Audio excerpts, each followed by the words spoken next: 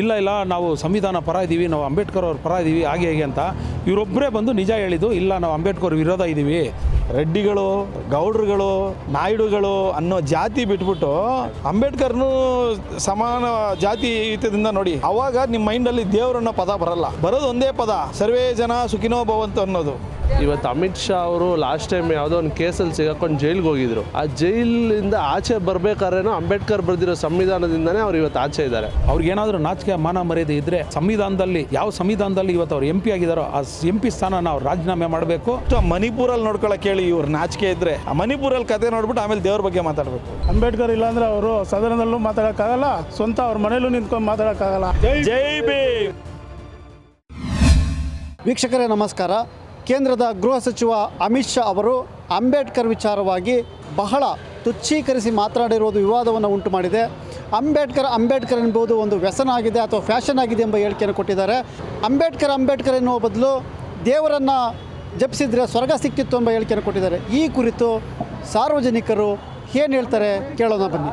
ಪಾರ್ಲಿಮೆಂಟಲ್ಲಿ ಅಮಿತ್ ಶಾ ಅವರು, ನಮ್ಮ ಗೃಹ ಸಚಿವರು ಹೇಳಿಕೆ ಕೊಟ್ಟಿದ್ದಾರೆ. ನಿಜವಾಗ್ಲೂ ಅವ್ರನ್ನ ನಾನು ಶಬಾಷ್ಗಿರಿ ಅಂತ ಹೇಳ್ತೀನಿ. ಏನಕ್ಕೆ ಅಂತ ಹೇಳಿದ್ರೆ, ಅವ್ರ ನಿಜ ಬಣ್ಣನ ಇವತ್ತು ಹೊರಗಡೆ ತೊಗೊಂಬಂದರು. BJPಯ ನಿಜ ಬಣ್ಣ ಏನಿತ್ತು, ಎಲ್ಲರೂ ಇದಕ್ಕೆ ಮುಂಚೆ ಸುಳ್ಳು ಹೇಳ್ತಾಯಿದ್ರು, ಇಲ್ಲ ನಾವು ಸಂವಿಧಾನ ಪರ ಇದ್ದೀವಿ, ನಾವು ಅಂಬೇಡ್ಕರ್ ಅವ್ರ ಪರ ಇದ್ದೀವಿ, ಹಾಗೆ ಹೇಗೆ ಅಂತ ಇವರೊಬ್ಬರೇ ಬಂದು ನಿಜ ಹೇಳಿದ್ದು, ಇಲ್ಲ ನಾವು ಅಂಬೇಡ್ಕರ್ ವಿರೋಧ ಇದ್ದೀವಿ ಅಂತ ಹೇಳ್ಬಿಟ್ಟು ಧೈರ್ಯವಾಗಿ ಬಂದು ನಿನ್ನೆ ಹೊರಗಡೆ ಹೇಳಿದ್ದಾರೆ. ಇದು ಮೊದಲೇ ನಮಗೆಲ್ಲ ಗೊತ್ತಿರ್ತಕ್ಕಂಥ ವಿಷಯ. ಇದು ಯಾವುದೇ ಪಕ್ಷಾತೀತವಾಗಿ ನಾನು ಹೇಳ್ತಾ ಇಲ್ಲ, ಸಾರ್ವಜನಿಕವಾಗಿ ನಾನು ಹೇಳ್ತಾ ಇದ್ದೀನಿ. ಈ ರೀತಿ ಅಂತ ಹೇಳಿಕೆ ಕೊಟ್ಟಿರೋದು ನಿಜವಾಗ್ಲೂ ನಮ್ಮ ದೇಶದಲ್ಲಿರ್ತಕ್ಕಂಥ ಪ್ರತಿಯೊಬ್ಬರು ತಲೆ ತಗ್ಗಿಸುವಂಥ ಕೆಲಸ ಇದು. ಏನಕ್ಕಂತ ಹೇಳಿದ್ರೆ, ಒಂದು ಮಹಾನ್ ವ್ಯಕ್ತಿನ ಹೋಗ್ಬಿಟ್ಟು ಅವರ ಸೇವೆ ಏನು, ಅವರ ಮಾಡಿದಂಥ ತ್ಯಾಗಗಳೇನೋ, ಅವರು ಕೊಟ್ಟಂಥ ಕೊಡುಗೆಗಳೇನೋ, ಇದು ಯಾವುದೂ ನೆನೆಸ್ಕೊಳ್ದೆ. ಯಾಕೆ ಇವತ್ತು ಏನಾದರೂ ಅಮಿತ್ ಶಾ ಅವರು ಒಂದು ರಿಸರ್ವೇಷನಲ್ಲಿ ಪಾರ್ಲಿಮೆಂಟಲ್ಲಿ ಹೋಮ್ ಮಿನಿಸ್ಟರ್ ಆಗಿದ್ದಾರೆ ಅಂದರೆ ಅದು ಅಂಬೇಡ್ಕರ್ ಅವರೇ ಕಾರಣ, ಇನ್ಯಾರೂ ಕಾರಣ ಅಲ್ಲ. ಇದೇ ನಮ್ಮ ಮೋದಿಯವರು ಇವತ್ತು ನಾನು ಹಿಂದುಳಿದ ವರ್ಗದಿಂದ ಬಂದಿದ್ದೀನಿ ಅಂತ ಹೇಳ್ಬಿಟ್ಟು ಹೇಳ್ತಾರಲ್ಲ, ಅದು ಒಂದು ರಿಸರ್ವೇಷನ್. ಆ ರಿಸರ್ವೇಷನ್ ಕೊಟ್ಟಿದ್ದು ಅಂಬೇಡ್ಕರ್ ಅವರೇನೆ, ಇನ್ಯಾರೂ ಅಲ್ಲ. ಅಂಬೇಡ್ಕರ್ ಅವರು ಬರೀ ಯಾವುದೋ ಒಂದು ಜಾತಿಗೆ ಸೀಮಿತ ಅಲ್ಲ, ನಮ್ಮ ಇಡೀ ದೇಶಕ್ಕಲ್ಲ, ವಿಶ್ವಕ್ಕೆ ಅವರು ಒಂದು ಮಾದರಿ. ಅವರು ವಿಶ್ವದಲ್ಲೇ ಎಷ್ಟೋ ದೇಶದಲ್ಲಿ ಅವರ ಒಂದು ಪುತ್ಥಳಿಯನ್ನು ಇಟ್ಟು ಇವತ್ತೂ ಸಹ ಅವ್ರಿಗೆ ಗೌರವ ಸಲ್ಲಿಸುವಂಥ ಕೆಲಸವನ್ನು ಒಂದು ಮಾಡ್ತಾಯಿದ್ದಾರೆ. ಬಟ್ಟು ಅಮಿತ್ ಶಾ ಅವರು ನಿನ್ನೆ ಕೊಟ್ಟಂಥ ಹೇಳಿಕೆಗಳು ನಿಜವಾಗ್ಲೂ ನಾಚಿಕೆಗೇಡಂಥ ಹೇಳಿಕೆಗಳು. ಅವರ ಪಕ್ಷಕ್ಕೆ, ಅವರಿಗೆ, ಅವರ ಸಿದ್ಧಾಂತಕ್ಕೆ, ಅವರ ಮನಸ್ಥಿತಿಗೆ ನಿಜವಾಗ್ಲೂ ಪ್ರತಿಯೊಬ್ಬರು ಖಂಡನೆಯನ್ನು ವ್ಯಕ್ತಪಡಿಸ್ತೀವಿ. ಅವ್ರಿಗೇನಾದರೂ ನಾಚಿಕೆ ಮಾನ ಮರ್ಯಾದೆ ಇದ್ದರೆ ಸಂವಿಧಾನದಲ್ಲಿ, ಯಾವ ಸಂವಿಧಾನದಲ್ಲಿ ಇವತ್ತು ಅವ್ರು MP ಆಗಿದ್ದಾರೋ ಆ MP ಸ್ಥಾನನ ಅವ್ರು ರಾಜೀನಾಮೆ ಮಾಡಬೇಕು. ಅವರು ಕೂಡಲೇ ಗೃಹ ಸಚಿವರಿಂದ ಕೆಳಗಡೆ ಇಳಿಬೇಕು, ಕ್ಷಮೆ ಯಾಚನೆ ಮಾಡಬೇಕು ಅಂತ ಹೇಳ್ಬಿಟ್ಟು ನಾನು ಈ ಮುಖಾಂತರ ಒಂದು ಸಾರ್ವಜನಿಕವಾಗಿ ನಾನು ಅಮಿತ್ ಶಾಗೆ ನಾನು ಹೇಳಿಕೆಯನ್ನು ಕೊಡ್ತಾಯಿದ್ದೀನಿ. ಅಂಬೇಡ್ಕರ್ ಇಲ್ಲಾಂದ್ರೆ ಅವರು ಸದನದಲ್ಲೂ ಮಾತಾಡೋಕ್ಕಾಗಲ್ಲ, ಸ್ವಂತ ಅವ್ರ ಮನೇಲೂ ನಿಂತ್ಕೊಂಡು ಮಾತಾಡೋಕ್ಕಾಗಲ್ಲ, ಆ ರೀತಿ ಪರಿಸ್ಥಿತಿ. ಅದರಿಂದ ಅಂಬೇಡ್ಕರ್ ಅವ್ರ ಬಗ್ಗೆ ಅವಹೇಳನಕಾರ ಮಾತು ಇದು. ಅವರು ಕೋಮುವಾದ ಮಾಡೋಕ್ಕೆ ಮಾತಾಡೋದು, ಜಾತಿವಾದ ಮಾಡೋಕ್ಕೆ ಮಾತಾಡೋದು. ಅದು ಜಾತಿವಾದ ಮಾಡೋರು ಜಾತಿವಾದ ಮಾಡಲಿ, ಅಂಬೇಡ್ಕರ್ ಬಗ್ಗೆ ಮಾತಾಡೋಕ್ಕೂ ಅವ್ರಿಗಿಲ್ಲ. ಗಂಡ ಸತ್ತೋದ್ರೆ ಎಂತಿನ ಬೆಂಕಿಯಲ್ಲಿ ತಳ್ಳೋದು, ಆ ರೀತಿ ಎಲ್ಲ ಇತ್ತಲ್ಲ, ಆ ರೀತಿ ಮಾಡೋಣ ಅಂತ ಅವರು ಹೊರಟವ್ರೆ ಮೋದಿಯವರು, ಅಮಿತ್ ಶಾ ಅವರು, ಅಷ್ಟೇ, ಬೇರೇನಿಲ್ಲ. ರಾಜೀನಾಮೆ ಕೊಟ್ಟರೆ ತುಂಬ ಒಳ್ಳೆಯದು. ಅಂಥವರೆಲ್ಲ ಬಿಟ್ಟು ಹೋದರೆ, ಅಂಬೇಡ್ಕರ್ ಅವರು ಮಾತಾಡೋಷ್ಟು ಅವ್ರಿಗೆ ಕೆಪಾಸಿಟಿ ಇಲ್ಲ, ಅವ್ರು ಬಿಟ್ಟು ಹೋದರೆ ತುಂಬ ಒಳ್ಳೆಯದು, ಸಂತೋಷ. ಡಾಕ್ಟರ್ BR ಅಂಬೇಡ್ಕರ್ ಅವರು ವಿಶ್ವಜ್ಞಾನಿಯಾಗಿ ಅವರು ಇಡೀ ನಮ್ಮ ಭಾರತಕ್ಕೆ ಒಳ್ಳೇದು ಮಾಡಿದ್ದಾರೆ. ತುಂಬ ಅವರು ಬಂದು ಇಡೀ ಒಂದು ಜಾತಿಗೆ ಸೀಮಿತ ಆಗಿಲ್ಲ.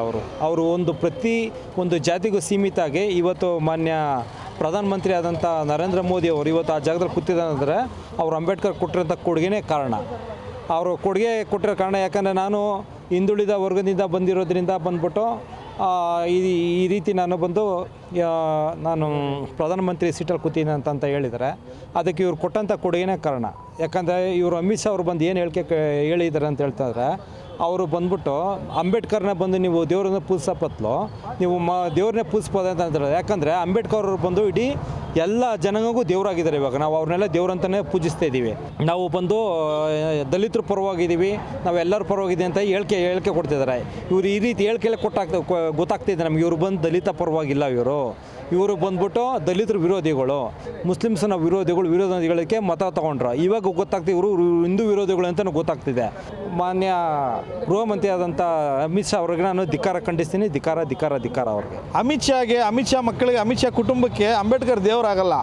ಅವ್ರು ಯಾವಾಗಲೂ ಹಿಂದುತ್ವ ಅಂತ ಹೇಳ್ತಾರೆ.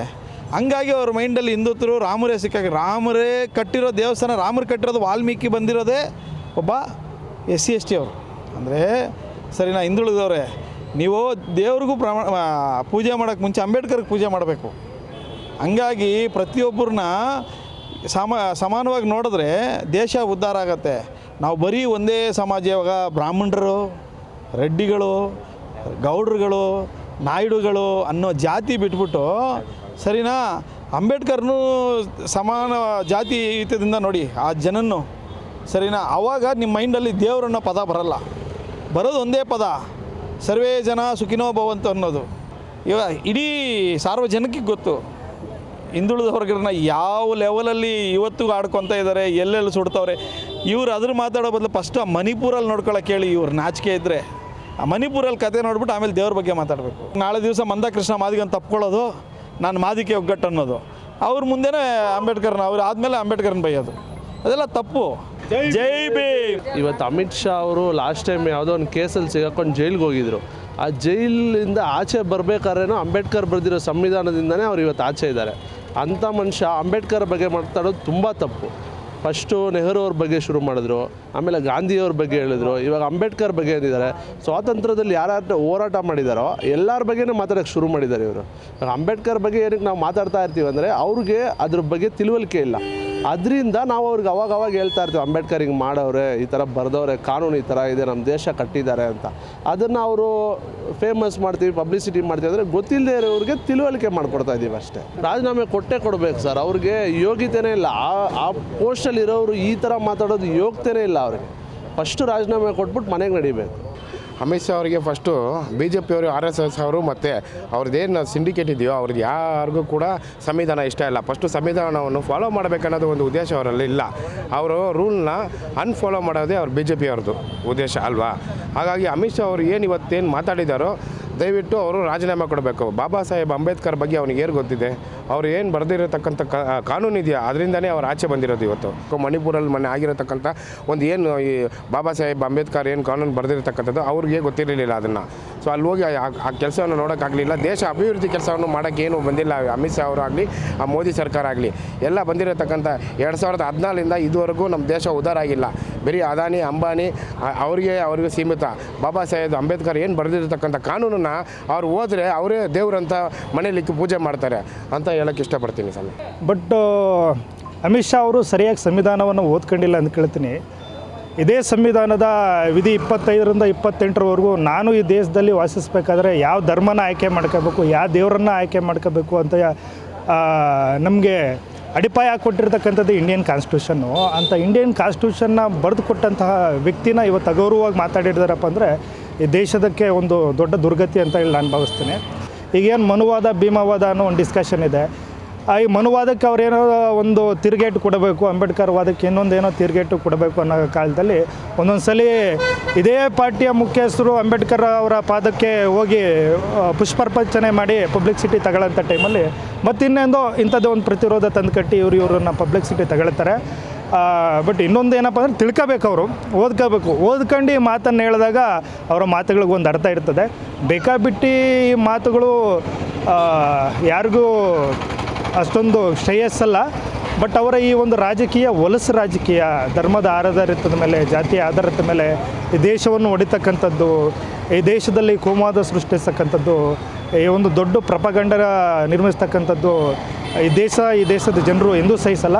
ಇವತ್ತೆಲ್ಲ ನಾಳೆ ಇದರ ಪ್ರತಿಫಲವನ್ನು ಅಮಿತ್ ಶಾ ಮತ್ತು ಅವರ ಪಕ್ಷ ಮತ್ತು ಅವರ ಸಂಘ ಪರಿವಾರಗಳು, ಅವರ ಸಂಘಟನೆಗಳು ಕಾಣ್ತವೆ. ಕೆಲವೇ ದಿನಗಳಲ್ಲಿ ಬಾಳ್ತದೆ.